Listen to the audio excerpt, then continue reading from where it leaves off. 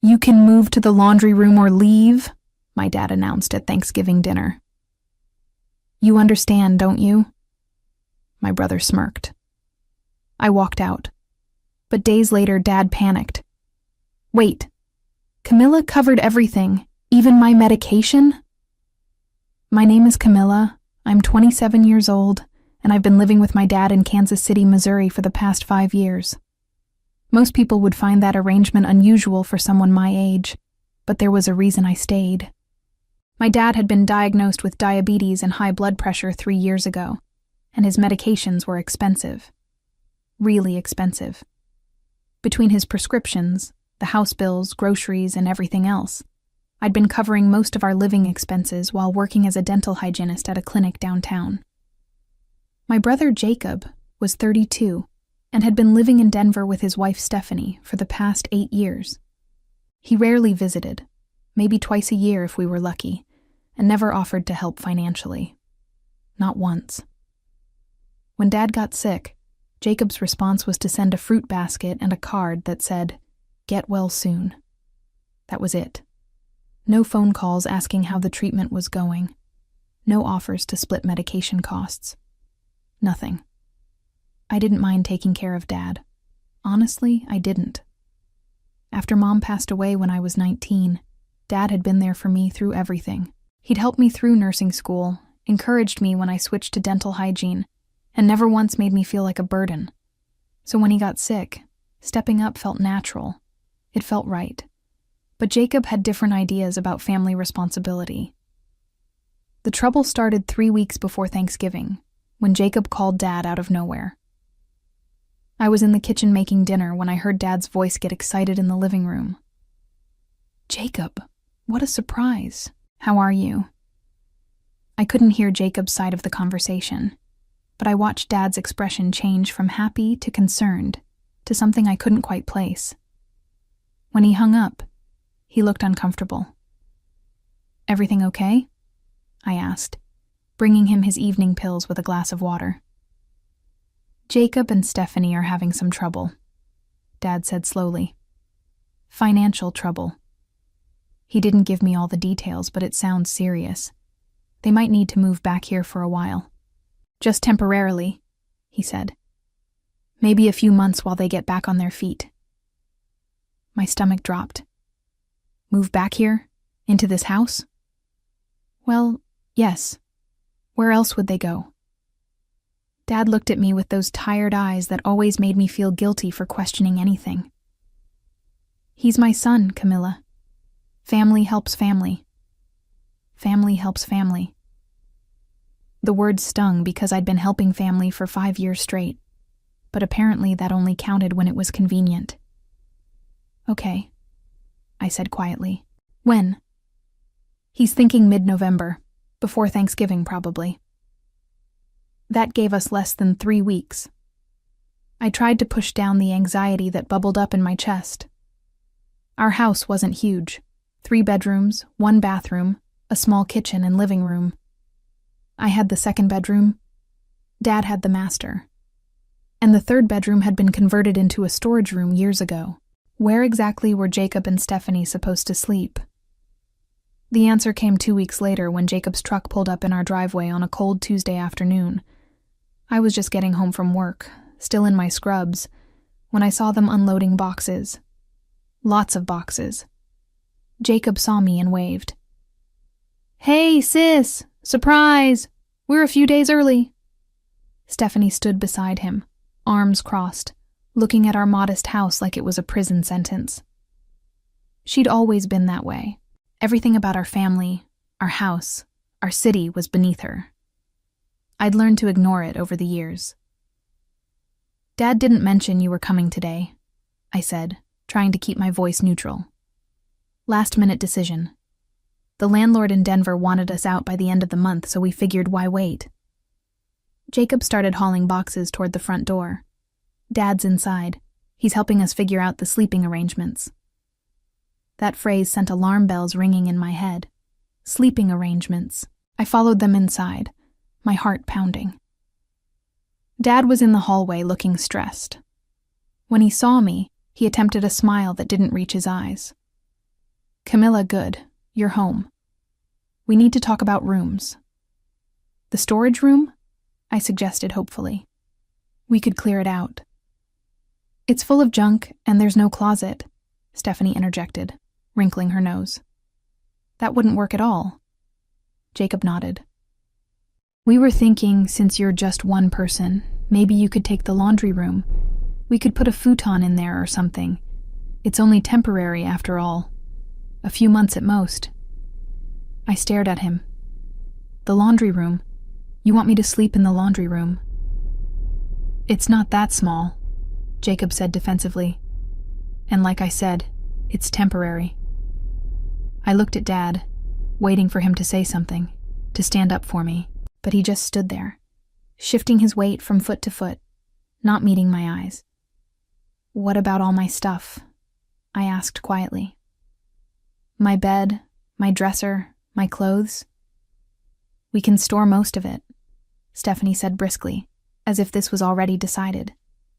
You really don't need that much space anyway. That night, I barely slept on the futon Jacob had set up in the laundry room.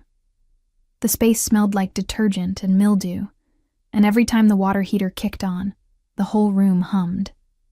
I lay there staring at the ceiling, my clothes hanging on a tension rod Jacob had installed over the utility sink, my entire life compressed into 100 square feet. The next morning, I found Stephanie already in the kitchen making coffee. She'd rearranged everything. My favorite mugs were shoved in the back of the cabinet. The coffee maker I'd bought last year was replaced with some expensive espresso machine they'd brought from Denver. Morning, I said, trying to find where she'd moved the bread. Oh, that's in the pantry now. I reorganized. The old system didn't make any sense. She didn't look up from her phone. I found the bread and made toast in silence, then gathered my things for work. When I reached for my lunch bag in the fridge, it wasn't there. Did you see a blue lunch bag? I asked. Oh, that old thing? It was taking up space, so I tossed it. You can just buy lunch today. Stephanie sipped her espresso. Besides, you probably eat out all the time anyway, right? Working at a dentist's office, you must make decent money. I didn't bother correcting her about my job. That lunch bag was mine. It was falling apart. I'll buy you a new one if it's that important. She waved her hand dismissively. I left without another word. My jaw clenched so tight it ached. The next few weeks became a masterclass in being made to feel unwelcome in my own home. Jacob and Stephanie took over everything. They rearranged the furniture, complained about the neighborhood, and treated the house like a hotel where I was the inconvenient staff member who kept getting in the way. Stephanie started making comments about my schedule. You're home a lot for someone who works full-time, she observed one evening as I made dinner. Don't dental offices work long hours? I work 8 to 5, Monday through Friday, I replied, stirring pasta. Pretty standard? Jacob works remote now, 60 hours a week minimum. That's a real work ethic. I bit my tongue and said nothing. The breaking point came on Thanksgiving Day. I'd been looking forward to it because I thought maybe, just maybe, we could have one normal family meal. I'd volunteered to cook the turkey and make my grandmother's stuffing recipe, the one Dad loved. But when I came out of the laundry room that morning, I found Stephanie had already started cooking. She'd taken over the entire kitchen. I'm doing Thanksgiving this year, she announced. No offense, but I have standards. I was going to make Grandma's stuffing, I said quietly. That old recipe? Way too much butter. I'm doing a quinoa version, much healthier. Dad walked in and saw my face. Camilla makes wonderful stuffing, he said weakly. Dad, you have diabetes and high blood pressure, Jacob interjected, coming up behind him. Stephanie's way is better for you. You should thank her for caring about your health. As did I wanted to scream that I'd been caring about Dad's health for 3 years, making sure he took his pills, monitoring his diet, taking him to every doctor's appointment. But I swallowed it down. The dinner itself was tense. Stephanie's quinoa stuffing was bland and the turkey was dry, but Jacob praised everything like it was a 5-star meal. Dad picked at his food, occasionally glancing at me with an apologetic expression I was getting tired of seeing.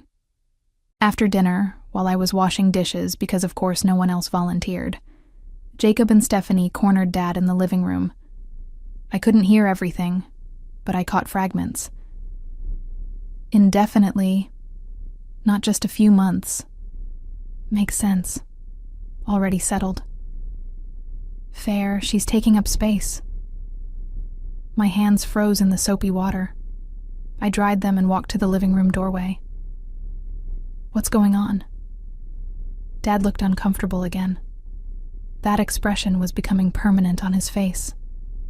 Jacob and Stephanie were just explaining that their situation in Denver is more complicated than they thought. They might need to stay longer. How much longer?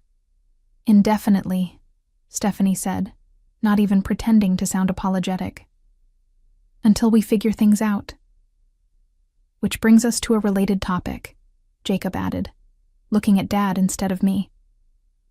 The house is getting crowded. 3 adults is manageable, but 4 is pushing it.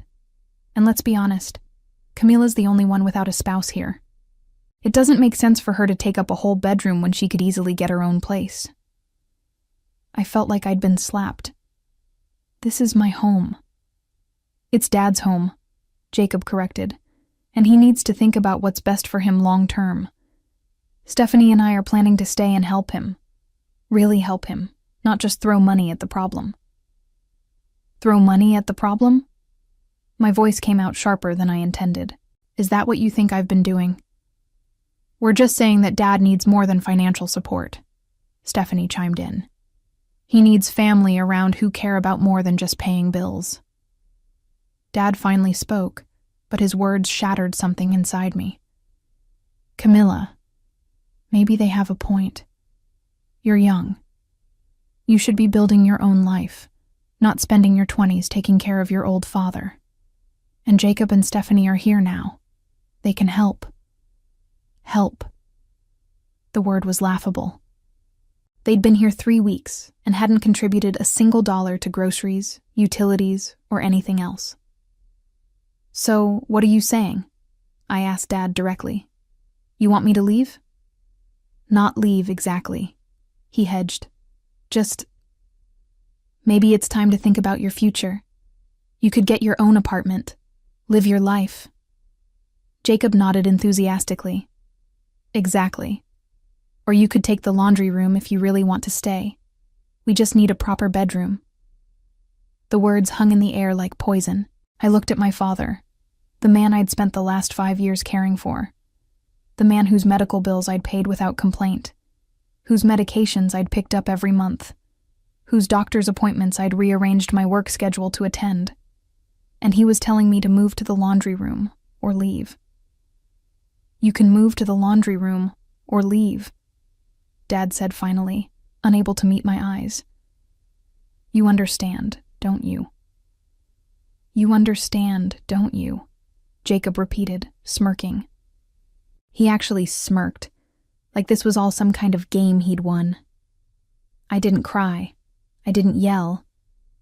I just walked back to that miserable laundry room, packed my clothes into the 2 suitcases I'd brought from college, and called my friend Kelly. She'd been telling me for months that I could crash at her place any time. I'd always laughed it off, never thinking I'd actually need to take her up on it. Come over, Kelly said immediately when I explained the situation. Stay as long as you need. An hour later, I was loading my car. Dad came outside as I was putting the last suitcase in the trunk. Camilla, you don't have to do this right now. Sleep on it. We can talk more tomorrow. There's nothing to talk about, I said calmly. You made your choice. Jacob and Stephanie need the space more than I do. I get it. It's not like that. It's exactly like that. I closed the trunk. I'll still help with your medications, Dad. I'm not abandoning you. But I'm not staying where I'm not wanted. I drove to Kelly's apartment in Midtown, my hands shaking on the steering wheel. Kelly had a spare bedroom she'd been using for storage, and she helped me clear it out that night. We didn't talk much. She just hugged me when I finally broke down crying at midnight. The next few days were a blur. I went to work, came home to Kelly's, and tried to figure out what to do next. I'd been paying for everything at Dad's house, which meant my savings account was pretty thin. I'd need to find my own place eventually, but apartments in Kansas City weren't cheap. On the 4th day after I left, I got a call from Dad. His voice sounded off. "Camilla, I need your help with something." "What is it?" "I'm trying to refill my prescriptions, but the pharmacy says there's an issue with payment. They're saying the card on file was declined." My stomach tightened. "That's my card, Dad. I haven't had a chance to update it yet with my new address." "Can you call them? I need these medications. I'm almost out." "Sure, I'll take care of it." I hung up and sat there on Kelly's couch, staring at my phone. Then something occurred to me. A conversation I'd had with Dad years ago, right after his diagnosis, came flooding back. He'd been stressed about the cost of everything until I explained that I'd handle it. But somewhere in that conversation, he'd made an assumption. "Thank goodness for Medicare," he'd said. "At least that covers most of it." I'd started to correct him, to explain that Medicare didn't cover everything, and that the supplemental plan and prescriptions were expensive, but he'd been so relieved that I'd let it slide. Over time, I realized he'd somehow convinced himself that the government was covering his healthcare costs. He never asked about the bills, never questioned where the money came from. He just assumed, and Jacob and Stephanie definitely assumed it too. That conversation at Thanksgiving about me throwing money at the problem made that clear. They thought I was just contributing some extra cash here and there, not that I was literally paying for everything. I called Kelly over. "I need to show you something." I pulled up my bank statements from the past 3 years on my laptop. The numbers were staggering when you looked at them all together. Dad's medications alone ran about $800 a month. Then there was his supplemental insurance premium, another $300. The mortgage payment was $900. Utilities averaged $200. Groceries, gas, household expenses, another $400 at minimum. "Camilla," Kelly breathed, looking at the screen. "You've been paying over $2,500 a month?" "Sometimes more. When he needed the endocrinologist visits, those were expensive even with insurance." "Does your dad know? Does Jacob?" "I don't think so. Dad never asked about the bills. He just assumed Medicare covered everything, and Jacob's never been involved enough to know any different." Kelly sat back. "So they kicked you out, thinking you were just helping a little bit, not realizing you were funding his entire life." "Pretty much. What are you going to do?" I thought about it for a long moment. The vindictive part of me wanted them to figure it out the hard way, but the responsible part, the part that still loved my dad despite everything, knew I couldn't just abandon him. "I'm going to talk to him," I said finally. "But not yet. Let them handle things for a few weeks. Let them see what it actually costs to take care of Dad. Then we'll have a conversation about expectations and responsibilities." Kelly grinned. "I like this plan." The pharmacy called again the next day, and the day after that. Each time I told them I was working on the payment issue. By day 7, Dad called me 3 times in one day. "Camilla, I really need those medications. The pharmacy says they can't fill them without payment." "I know, Dad. I'm figuring it out. Can't you just call them with your card number?" "It's not that simple. There are some things I need to take care of first." He sounded frustrated. "I don't understand why this is so complicated. Can't Jacob just pay for it and you reimburse him?" There it was. The assumption that these medications cost maybe $50 or $100, not the $800 they actually ran. "Sure, Dad. Have Jacob call the pharmacy and put his card on file." Jacob called me 2 hours later, and his voice had none of the smug confidence it had carried on Thanksgiving. Camilla, what the hell? The pharmacy just quoted me $800 for Dad's medications. That can't be right. I kept my voice steady. That's the monthly cost. Sometimes it's more, depending on what the doctor prescribes. $800? Are you serious? I thought Medicare covered this stuff. Medicare Part B covers some things. The supplemental plan covers more, but there are still copays and medications that aren't fully covered. The diabetes medications alone are expensive. How long have you been paying this? Every month for the past 3 years. Silence on the other end. I could practically hear the calculations running through his head. That's almost $10,000 a year just on medications. More, actually, when you factor in the doctor visits and the supplemental insurance premium. More silence.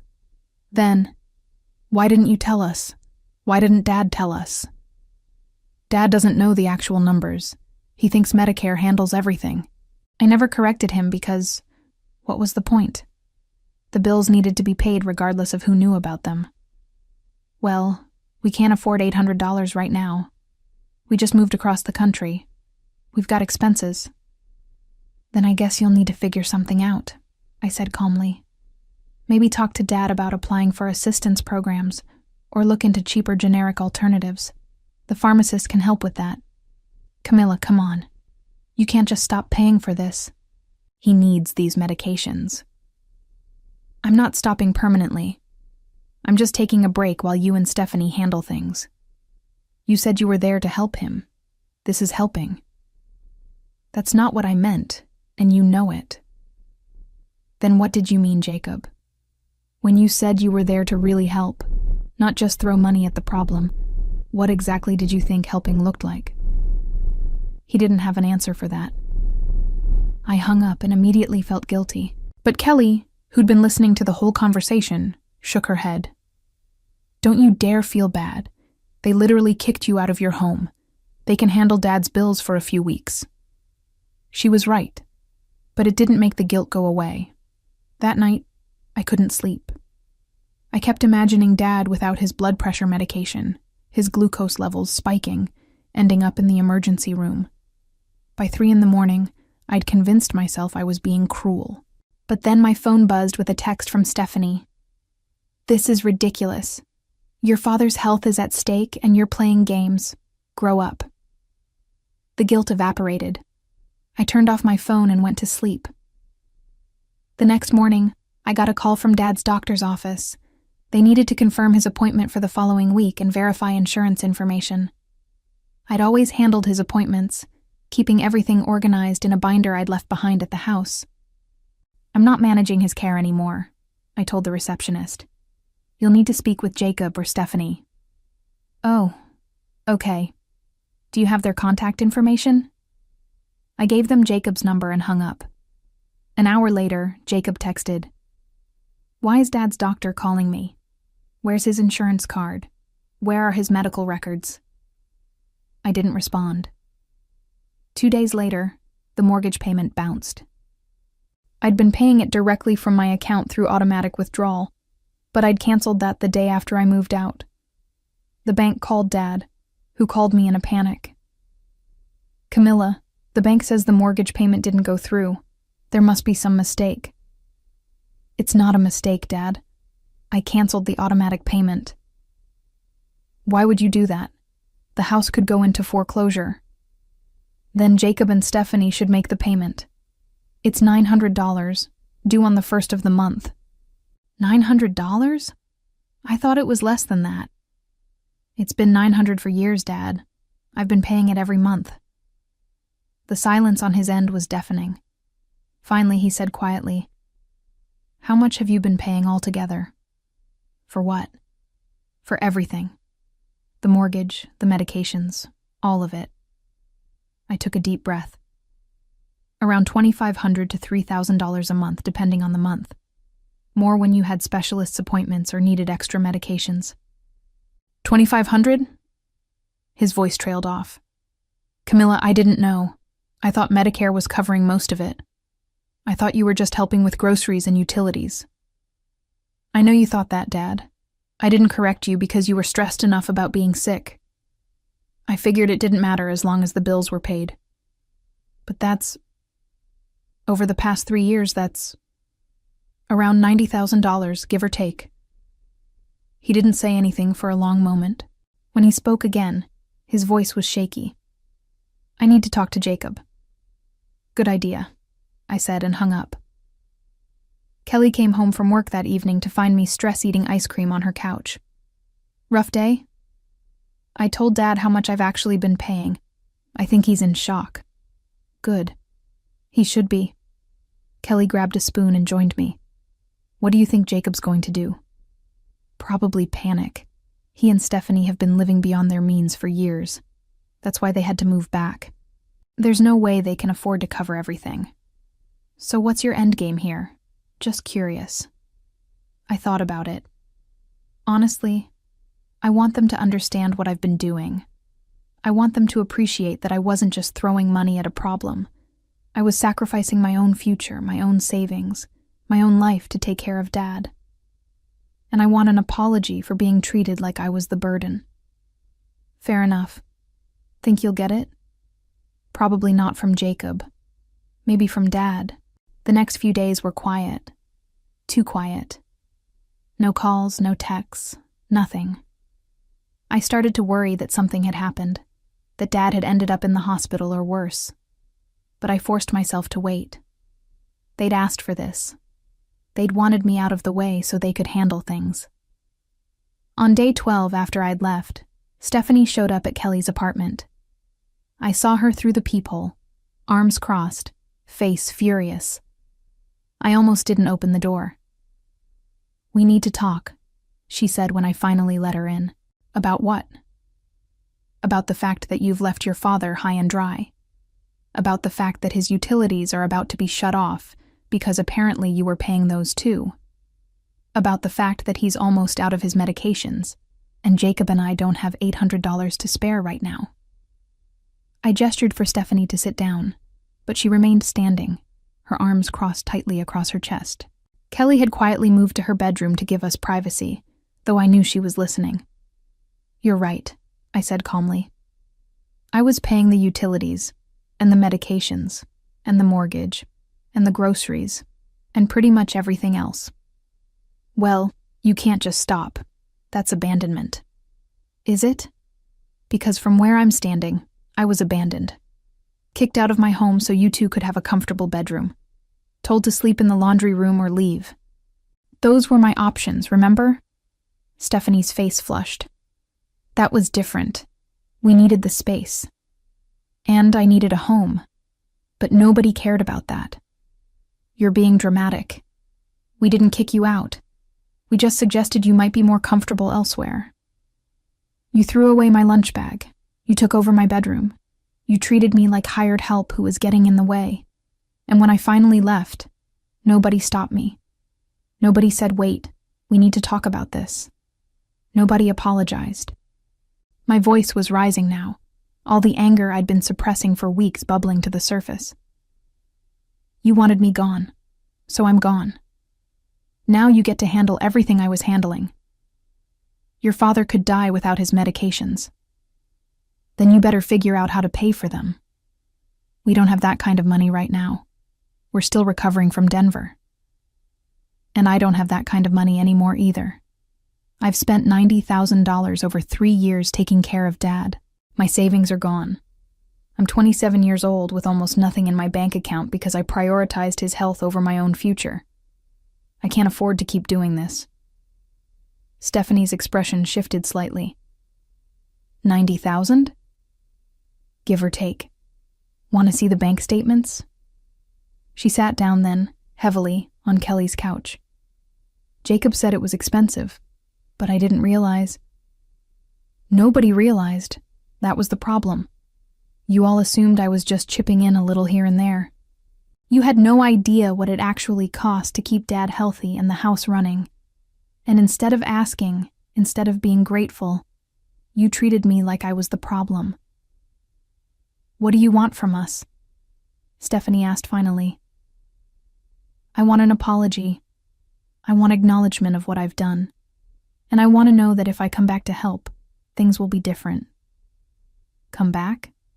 You'd move back in. Maybe. If I'm treated with respect. If my contributions are recognized. If I get my bedroom back. I paused. But honestly, Stephanie, I don't think that's going to happen. I think you and Jacob are going to resent me even more now that you know the truth. You're going to feel guilty and defensive, and that's going to turn into anger directed at me. She didn't deny it. That told me everything I needed to know. After Stephanie left, Kelly emerged from her bedroom. You handled that well. Did I? I feel like I just made everything worse. You set boundaries. That's healthy. That night, Dad called. His voice sounded older somehow. Tired in a way I'd never heard before. Camilla, I need to apologize. Okay. I had no idea how much you've been doing. No idea what you've been paying. Jacob showed me some numbers and I couldn't believe it. All this time I thought Medicare was covering things. I thought you were just helping out a little bit. I know, Dad. Why didn't you tell me? Because you were already stressed about being sick. I didn't want to add financial stress on top of that. I thought I was helping by just quietly taking care of things. You were helping. You've been saving my life, Camilla. Literally. And I repaid you by... His voice broke. By choosing Jacob over you. By letting them push you out. I'm so sorry. The apology should have felt better than it did. Instead, I just felt tired. What are you going to do, Dad? About the bills, the medications, everything? Jacob and I had a long talk. A really long talk. He's going to take over the mortgage payment. Stephanie is going to start paying for groceries. They're going to contribute while they're living here. That's good. But the medications, the insurance, the medical bills... Camilla, that's more than they can handle right now. They're already stretched thin. I talked to my doctor about cheaper alternatives, and we're working on that. I also applied for some assistance programs. But in the meantime, you want me to keep paying for the medications. Just until we figure out the assistance programs. I know I have no right to ask. I know I don't deserve your help after what I did. I closed my eyes. This was the moment I'd been dreading. The moment where I had to choose between holding my ground and taking care of my father. I'll pay for this month's medications, I said finally. Just this month. After that, you need to have a plan in place. The assistance programs, cheaper alternatives, whatever it takes. I can't keep draining my savings, Dad. I need to think about my own future. I understand. Thank you, Camilla. Thank you so much. But Dad, I'm not moving back. Not right now. Maybe not ever. I need space from all of this. I understand that too. I don't blame you. After we hung up, I sat on Kelly's couch and cried. Not from sadness exactly, but from the sheer emotional exhaustion of it all. Kelly sat beside me and didn't say anything, just handed me tissues and let me cry. The next morning, I called the pharmacy and paid for Dad's medications. $847 that I couldn't really afford, but couldn't not pay. When I checked my bank balance afterward, I had less than $2,000 left in savings. Years of work, years of sacrifice. And this is where I'd ended up. But something shifted in me that day. I realized I couldn't keep living like this. Couldn't keep putting everyone else first at the expense of my own well-being. I started looking for a second job, something I could do on weekends to rebuild my savings. I also started looking for my own apartment, something small and affordable that would be truly mine. Kelly found me scrolling through apartment listings that evening. You sure about this? You can stay here as long as you need. I know, and I'm grateful. But I need my own space. I need to build my own life, separate from all the drama with my family. Good for you. You deserve that. 2 weeks later, I found a studio apartment in Midtown, not far from Kelly's place. It was small but clean, with hardwood floors and good natural light. The rent was manageable, especially with the weekend job I'd picked up doing administrative work for a catering company. Moving into my own place felt like starting over. I didn't have much furniture, just a bed, a small table, and some kitchen basics. But it was mine. Nobody could tell me to move to the laundry room. Nobody could throw away my things or rearrange my space. For the first time in weeks, I could breathe. Dad called a few days after I moved in. "Camila, I got approved for one of the assistance programs. It's going to cover about 60% of my medication costs." "That's great, Dad." "It is. And Jacob and Stephanie have been contributing to the household expenses like they promised. Things are better." "I'm glad. Will you come over for dinner sometime? I'd like to see you, see your new place." "Maybe. I need a little more time." He accepted that without argument, which surprised me. Maybe he was finally starting to understand the damage that had been done. But understanding didn't mean things were fixed. A week later, I got a call from Stephanie. "We need to talk about Thanksgiving." "Thanksgiving? That's months away. I'm planning early. I want to make sure everyone's on the same page. We'd like you to come, obviously. It would mean a lot to your father. I'll think about it. Also, we're going to need help with the cost of the meal. Jacob and I are still getting back on our feet financially. If you could contribute maybe $200 or $300 for groceries, that would help." I nearly laughed out loud. No, but you always help with family expenses." "I'm not family anymore, remember? You made that pretty clear." "Don't be ridiculous. Of course you're family." "Family doesn't get kicked out of their home, Stephanie. Family doesn't get told to sleep in the laundry room. Family doesn't get their contributions ignored and dismissed." My voice was ice cold now. "You want to host Thanksgiving? Great, you pay for it. I'm not your ATM." I hung up before she could respond. Kelly found me pacing my apartment afterward. "What happened?" "Stephanie wanted me to pay for Thanksgiving dinner. Can you believe that? After everything, she actually had the nerve to ask me for money." "What did you say?" I said no, emphatically. Kelly grinned. "Good, you're learning." But the phone calls didn't stop. Over the next month, I got requests for help with various expenses. The water heater needed to be replaced. Could I chip in? The car needed new tires. Could I help? Dad needed to see a specialist. Could I cover the copay? Each time I said no. Each time it got a little easier. Then something unexpected happened. Jacob showed up at my apartment one Saturday morning, looking haggard and defeated. "Can I come in?" I almost said no, but something about his expression stopped me. He looked genuinely distressed, not angry or entitled, just tired. "Fine, but I have plans in an hour, so make it quick." He sat at my small kitchen table and put his head in his hands. "Stephanie left." "What?" "She left. Went back to Denver 3 days ago. Said she couldn't handle living in Dad's house anymore, couldn't handle Kansas City, couldn't handle being broke." I sat down across from him, stunned. "Are you serious?" "Dead serious. She said I could stay and deal with Dad on my own. She's filing for divorce." "Jacob, I'm sorry." "Don't be. She was right to leave. This whole thing has been a disaster from the start." He looked up at me, and I saw something I'd never seen in my brother's face before. Humility. "I screwed up, Camila. Big time. I thought moving back here would be easy. I thought Dad didn't need much help. I thought you were being dramatic about the bills and the expenses. I had no idea.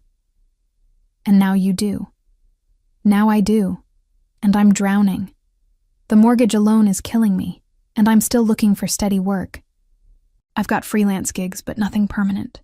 I can't afford to keep living here, but I can't afford to leave either. What do you want from me, Jacob?" "Nothing. I'm not here to ask for money or help. I'm here to apologize. Really apologize, not just say the words." What Stephanie and I did to you was wrong. Kicking you out, taking your room, dismissing everything you'd done for Dad. It was all wrong. And I'm sorry." The apology hung in the air between us. Part of me wanted to throw it back in his face, to tell him it was too little too late. But another part of me, the part that remembered when we were kids and actually liked each other, wanted to believe he meant it. "Thank you," I said finally. "I appreciate that." "I'm going to move out," he continued. "I found a cheap room to rent across town. Dad's not happy about it, but I can't keep living there. I'll still help him with what I can, but I need to figure out my own life first." "That's probably smart." "Yeah." He stood to leave, then paused at the door. "For what it's worth, you were a better child to Dad than I ever was. You actually showed up when it mattered." After he left, I sat in my quiet apartment and processed everything. Stephanie was gone. Jacob was moving out. Dad was essentially on his own again. And somehow, I didn't feel guilty about any of it. That night, Dad called. "Jacob told you what happened?" "He did." "I'm going to be by myself again. Jacob's moving out next week." "I know. I was thinking, maybe you could move back. I know that's a lot to ask, but..." "No, Dad. No. I'm not moving back. I have my own place now, my own life, and I like it. But I need help. I can't manage everything on my own." "Then hire help. There are services that help seniors with daily tasks, medication management, all of that. You can afford it now that you're not supporting 2 extra adults. That's not the same as family." "Maybe not. But family is supposed to be a 2-way street, Dad. It's not supposed to be one person sacrificing everything while everyone else takes and takes. I'm done sacrificing. I'm 27 years old, and I need to start living for myself." The silence on his end was long and uncomfortable. "I understand," he said finally. "I don't like it, but I understand." 3 months after that conversation, I was thriving. The second job with the catering company had turned into a full-time opportunity as their office manager, which paid significantly more than my dental hygienist position. I kept both jobs, working some evening and weekend shifts at the dental clinic because I genuinely enjoyed it. But the financial security of 2 incomes changed everything. My savings account, which had been nearly empty, started to rebuild. I bought actual furniture for my apartment. I treated myself to things I'd denied myself for years, like decent clothes and the occasional dinner out with Kelly. For the first time since Mom died, I felt like I was living my own life instead of existing in service to someone else's needs. Dad and I spoke occasionally, brief phone calls where he'd update me on his health, and I'd offer polite responses. He'd figured out the assistance programs, found cheaper medication alternatives, and hired a part-time aide who helped with grocery shopping and household tasks. He was managing, though he made sure I knew it wasn't easy. Jacob had indeed moved out, and was slowly rebuilding his life. His divorce from Stephanie was proceeding, though not amicably. He'd found steady freelance work as a graphic designer and seemed genuinely humbled by the whole experience. We'd grabbed coffee a few times, awkward attempts at rebuilding some kind of sibling relationship. But we weren't close. The damage ran too deep. Then, one Tuesday in February, I got a call from an unknown number. "Is this Camilla?" "Yes. Who's this?" "This is Margaret from Community Home Health Services. I'm the aide assigned to help your father. I'm calling because I'm concerned about some things I've observed during my visits." My stomach tightened. "What kind of things?" "Your father has mentioned several times that you abandoned him, that you refused to help him despite being financially capable. He's told me you're selfish and that you've left him struggling while you live comfortably. I normally wouldn't get involved in family matters, but I thought you should know what he's been saying." Heat flooded my face. "He said I abandoned him?" "Multiple times. He seems quite bitter about it. Did he mention that he kicked me out of the house to make room for my brother and sister-in-law?" Or that I paid nearly all his expenses for 3 years before that happened? Margaret was quiet for a moment. No, he didn't mention any of that. Of course he didn't. I took a deep breath. Thank you for calling, Margaret.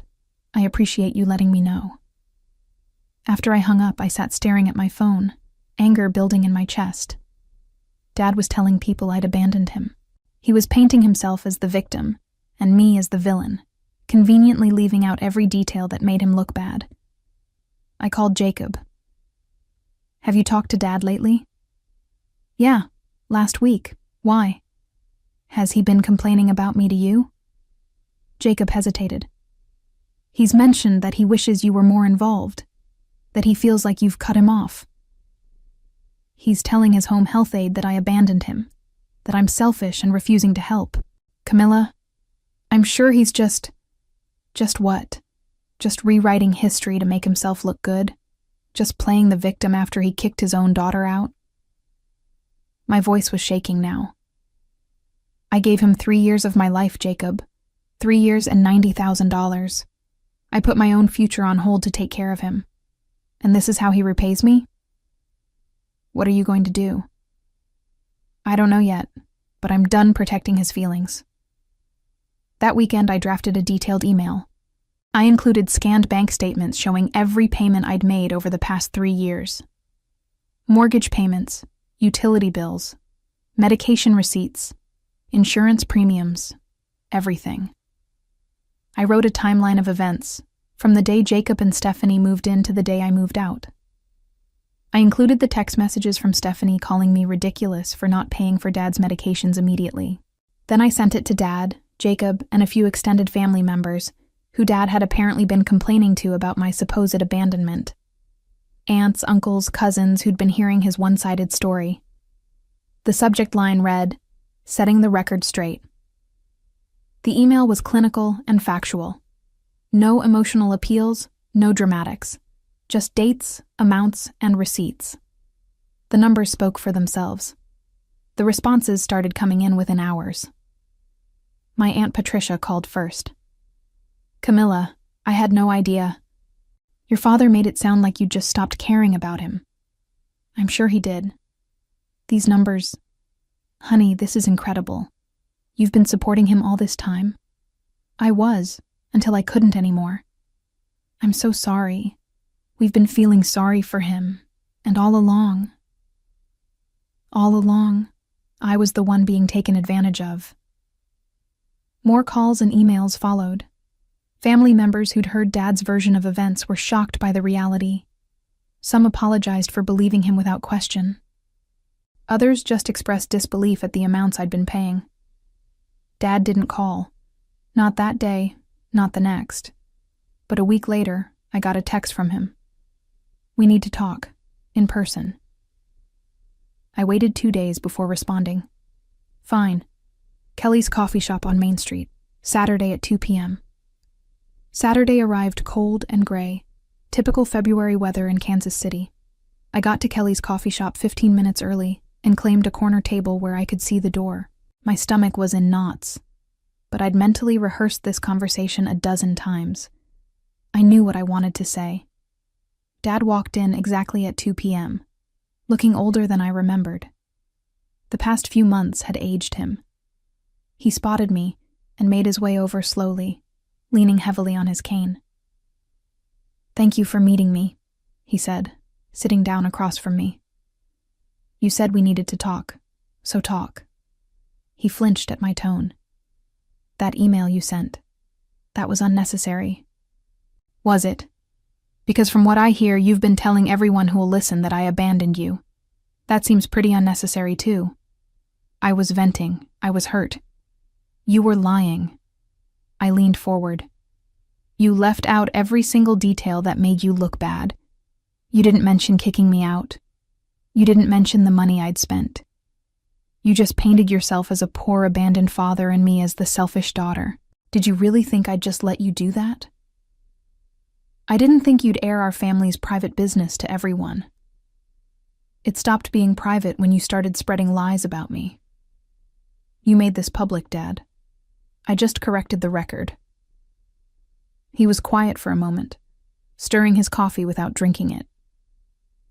I was angry. You have to understand, from my perspective, you just left. You stopped helping. I felt abandoned. You told me to move to the laundry room or leave. Those were my only options. What did you expect me to do? I expected you to understand that we were family, that we work through problems together. Like how you and Jacob and Stephanie worked through the problem of me being in the way, by kicking me out. We didn't kick you out, we just needed the space. Dad, stop. I set down my coffee cup harder than I intended. Just stop rewriting history. You chose them over me. You let them take my room, my space, my home, and when I left, none of you tried to stop me. You all seemed relieved I was gone. That's not true, isn't it? Tell me honestly, when I loaded up my car and drove away, were you sad? Or were you relieved that the awkward situation was resolved? He didn't answer, which was answer enough. Here's what I don't understand, I continued. I spent 3 years taking care of you. I sacrificed my savings, my social life, my own future, to make sure you were okay. And the minute your golden child showed up needing something, you threw me away like I was nothing, like those 3 years meant nothing. They did mean something. You meant something. Not enough, apparently. Dad's hands shook as he wrapped them around his coffee cup. What do you want from me, Camilla? An apology? Fine. I'm sorry. I'm sorry for all of it. I don't want an apology. Not anymore. I wanted one 3 months ago when it might have mattered. Now I just want you to understand what you did and stop playing the victim. I do understand. That email made everything very clear. You've been more than generous. Generous? I almost laughed. Is that what we're calling it now? Not sacrifice, not dedication, just generosity. Like I was doing you a favor instead of acting as your daughter. What do you want me to say? I want you to admit that you took me for granted. I want you to admit that you treated me like I was expendable while treating Jacob like he was precious. I want you to admit that you failed me as a father. The words hung heavy between us. Dad's face crumpled, and for a moment, I thought he might cry. You're right, he said quietly. I did take you for granted.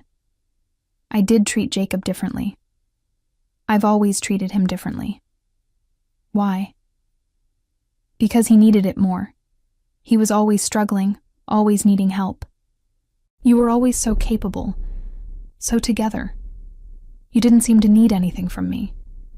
Everyone needs their father, Dad, even capable daughters. Maybe especially capable daughters who keep carrying everyone else's weight. I see that now. Do you?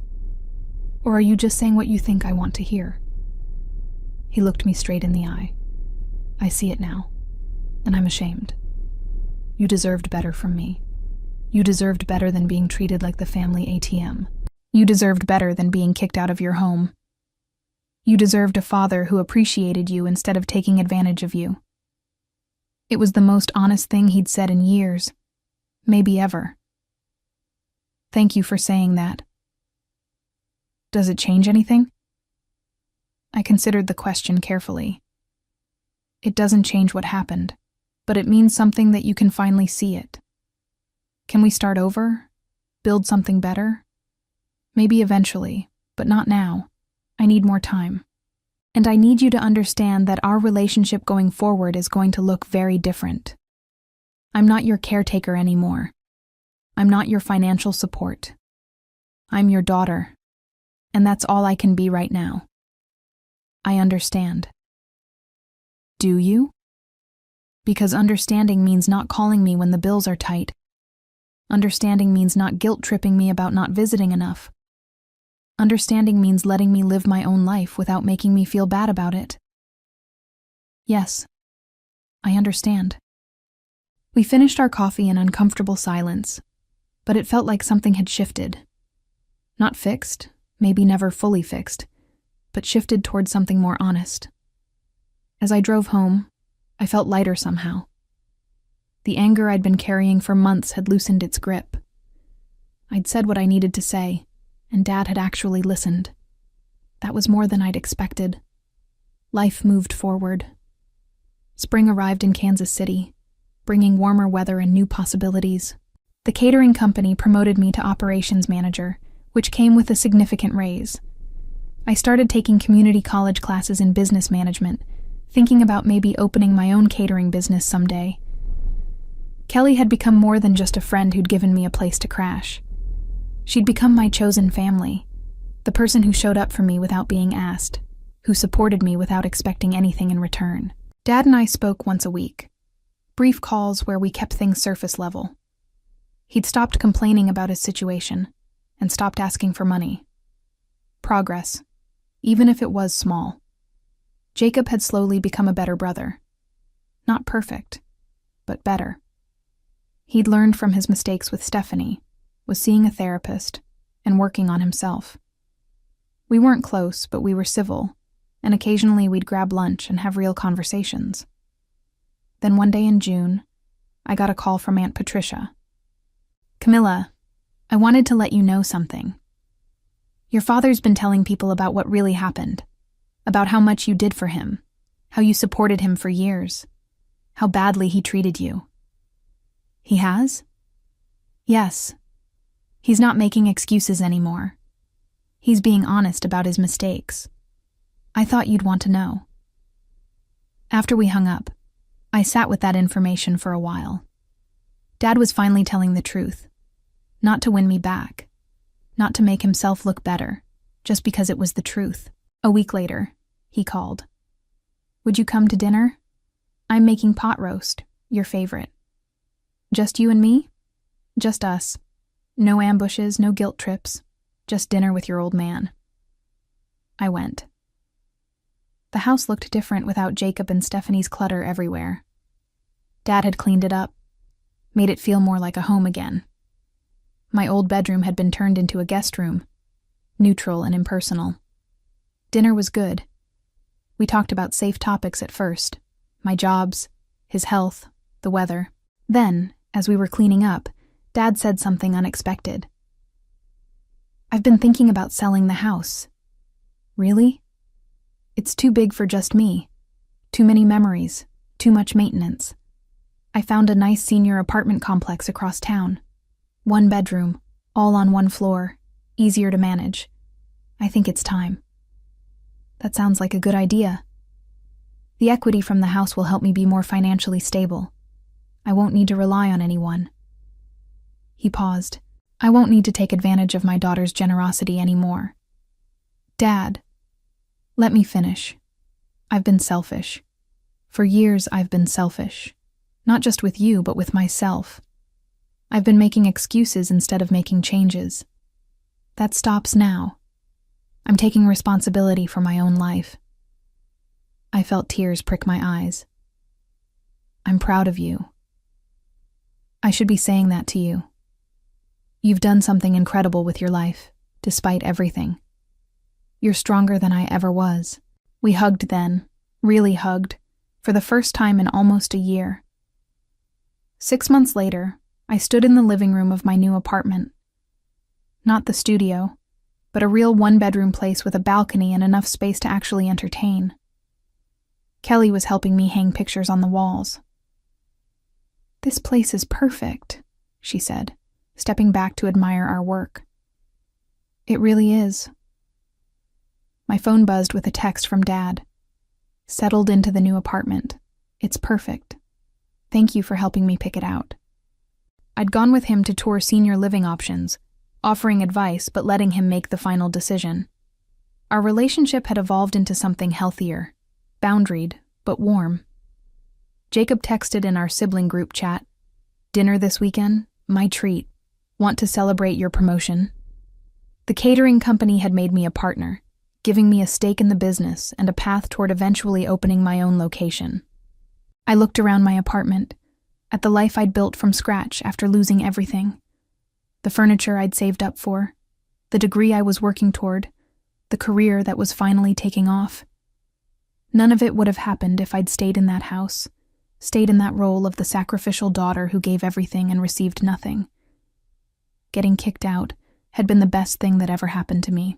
Jacob eventually found steady work and started contributing to Dad's care in meaningful ways. Stephanie remarried in Denver, and from what I heard was someone else's problem now.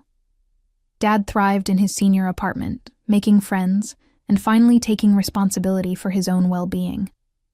As for me, I learned that setting boundaries wasn't selfish, that walking away from toxicity wasn't abandonment, that sometimes the greatest act of love is loving yourself enough to leave. I'd spent years being the good daughter, and where had it gotten me? Kicked out and broke. Now I was the daughter who chose herself, and I'd never been happier.